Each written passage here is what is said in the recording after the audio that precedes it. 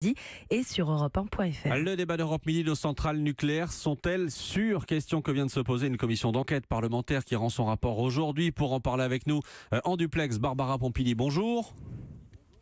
Bonjour. Merci d'être en direct avec nous, député de la République En Marche de la Somme, rapporteur de l'enquête parlementaire sur la sécurité donc des installations nucléaires, cette enquête dont on parlait.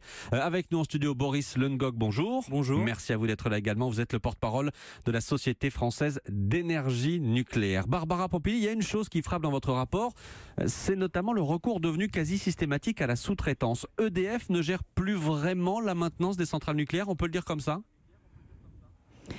En tout cas, ne le gère plus complètement directement. Et autant la sous-traitance est tout à fait normale. On a besoin parfois de s'adjoindre un certain nombre de spécialistes sur un certain nombre de sujets. Donc je ne critique pas du tout la sous-traitance. C'est le fait que ce soit utilisé de manière aussi massive et ça entraîne un certain nombre de conséquences qui peuvent inquiéter en termes de sûreté et de sécurité. On a eu des exemples assez concrets dans les différentes auditions et les visites qu'on a pu faire. Quel exemple concret par exemple ?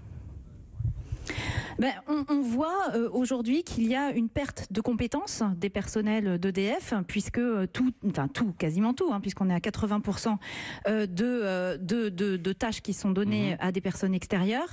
Et donc, si on se retrouve face à une situation d'accident ou de risque, eh bien, les réactions ne sont pas forcément des réactions qui peuvent être attendues de la part d'un exploitant. Par exemple, on a eu accès à un rapport sur la chute du générateur de vapeur de la centrale de Paluel qui s'est fait pendant une opération de maintenance. Donc on pourrait dire c'est pas grave parce que ça n'était pas pendant que la centrale était en fonctionnement, mais il n'y avait pas de personnel EDF à ce moment-là dans le bâtiment réacteur et tout le monde s'est enfui.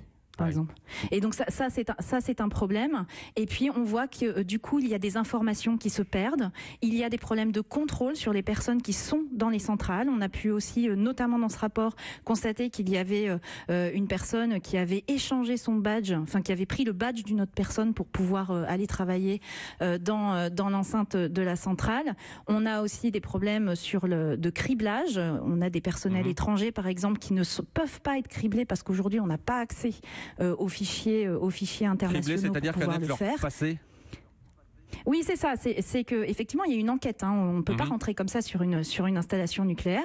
Et ces enquêtes sont assez poussées, sauf que on arrive à certaines limites quand il s'agit notamment de personnel étranger. Alors, et puis on a aussi, encore une fois, ce sont des problèmes qu'on voit un peu en cascade sur cette question de sous-traitance, notamment aussi sur la question des contrôles. Boris Lungog, je rappelle que vous êtes le porte-parole de la Société française d'énergie nucléaire. Est-ce que pour vous, quand vous entendez, sans doute le savez-vous, que 80% des tâches de maintenance sont sous-traitées aujourd'hui, est-ce que ça vous pose un souci ?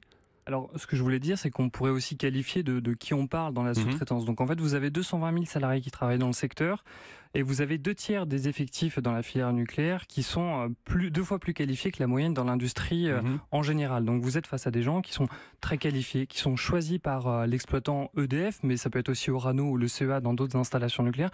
Ils sont choisis. Orano, c'est le nouveau nom d'Areva, on peut le dire comme ça ? Voilà, on peut exactement comme ça. Et donc, vous êtes face à des vrais professionnels aussi qui sont vraiment choisis par les exploitants pour leur connaissances et leur plus-value sur les projets. Donc ça peut être sur les opérations de maintenance où effectivement 80% des opérations de maintenance sont réalisées par des entreprises exploitantes. Mais alors quand on parle des entreprises prestataires, les entreprises prestataires de qui on parle de Alstom General Electric typiquement pour les turbines, on parle de Framatome pour anciennement aussi Areva pour les gros composants de type générateur de vapeur, donc des entreprises pour vous, on fait appel à des spécialistes. Exactement, et donc typiquement pour un exploitant c'est pertinent de se dire je vais travailler avec celui qui a même fabriqué le composant, parce qu'en fait il faut revenir aussi à l'origine, ce sont des gens qui ont fabriqué le composant, qui le connaissent bien, qui sont pertinents aussi dans leurs remarques auprès de l'exploitant et donc qui ont une vraie plus-value. Est-ce que cette réponse-là vous rassure, Barbara Pompili ? Écoutez, moi, ce que je constate, c'est que aujourd'hui, il y a des problèmes qui sont publics, notamment sur le chantier du futur EPR de Flamanville.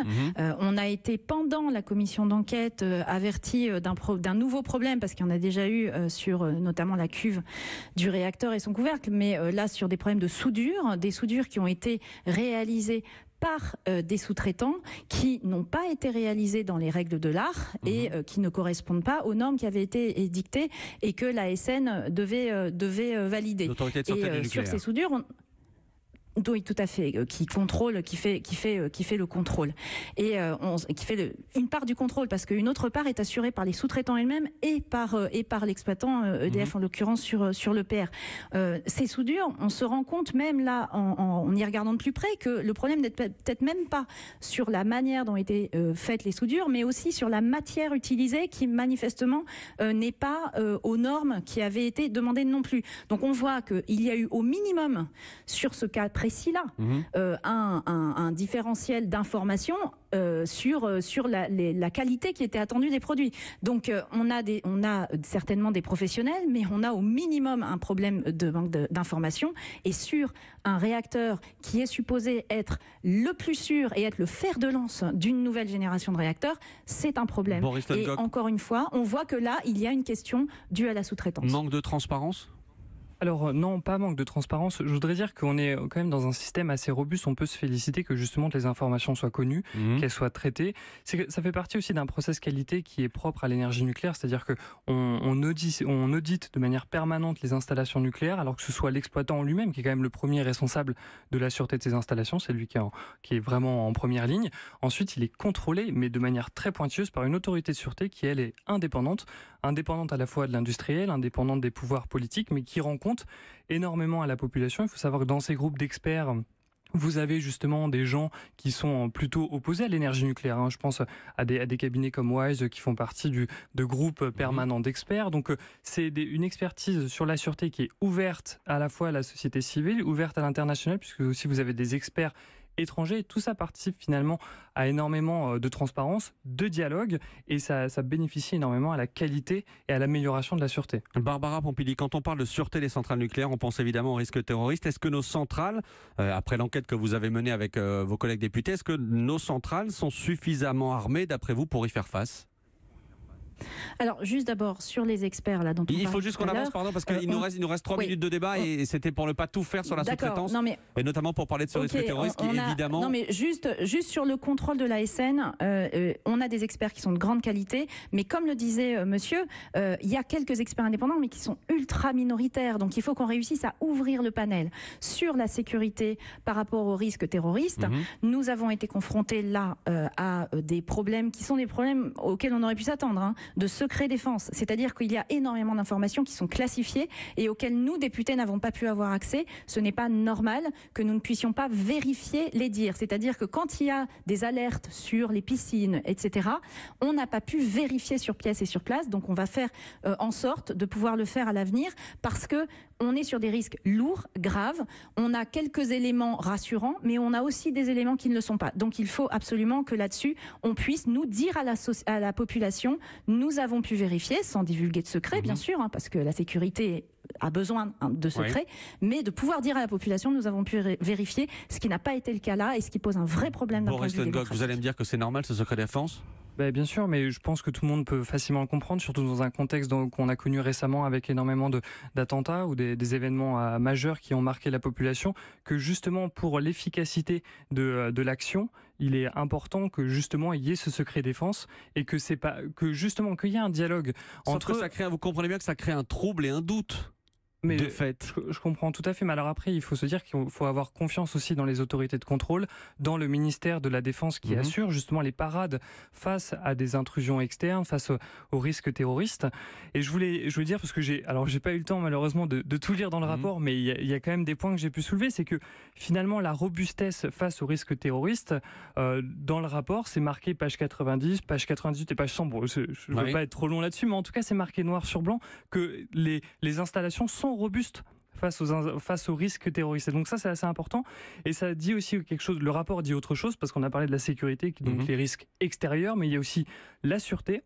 Et la sûreté, on voit bien qu'il n'y a pas de problème sur la sûreté des installations nucléaires. C'est-à-dire que vous avez une autorité de sûreté nucléaire, même avec des centrales indépendantes.